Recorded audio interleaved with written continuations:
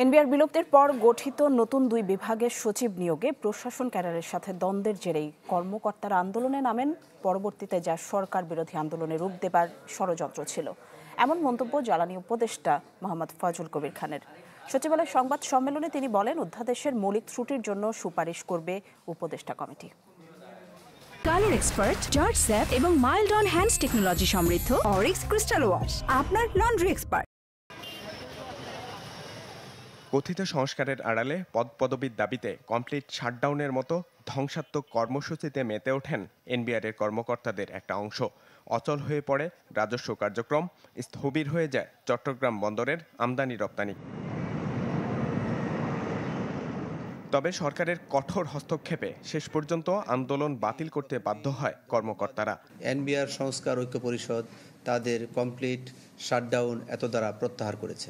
বিষয়টির আরও যৌক্তিক সমাধানে উপদেষ্টাদের নিয়ে গঠন করা হয় কমিটি, যার অগ্রগতি নিয়ে সংবাদ সম্মেলন।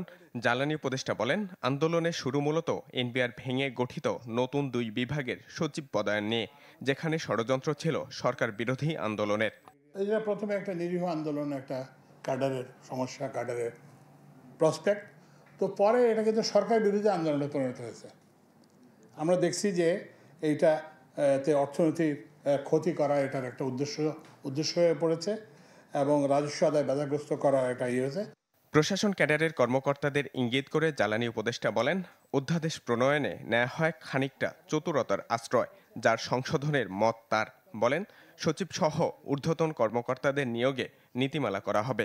এটা বললাম যে অধ্যাদেশের কিছু ত্রুটি আমরা আইডেন্টিফাই করছি, তো সেই ত্রুটিগুলি আমরা সংশোধনের জন্য সরকারকে পরামর্শ দিই। প্রশাসন ক্যাডারের খবরদারি সেটা হবে না।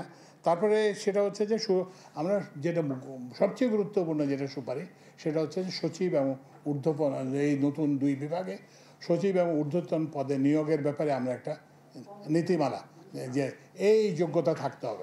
এই আন্দোলনের ফলে ব্যবসা বাণিজ্য ও অর্থনৈতিক কার্যক্রম মারাত্মকভাবে ক্ষতিগ্রস্ত হয়েছে, যাতে বিস্ময় প্রকাশ করে উপদেষ্টা বলেন, আন্দোলন করতে পারেন, তবে দেশ ও অন্যদের ক্ষতি না করে। তারা সেই দাবি জানাতে পারেন, তারা করতে পারেন, কিন্তু 2 মাস ধরে কি বলে যে বন্দরকে হোস্টেজ রেখে, ইকোনমিকে হোস্টেজ রেখে করতে পারেন না। ইমদাদ হক, চ্যানেল 24, ঢাকা।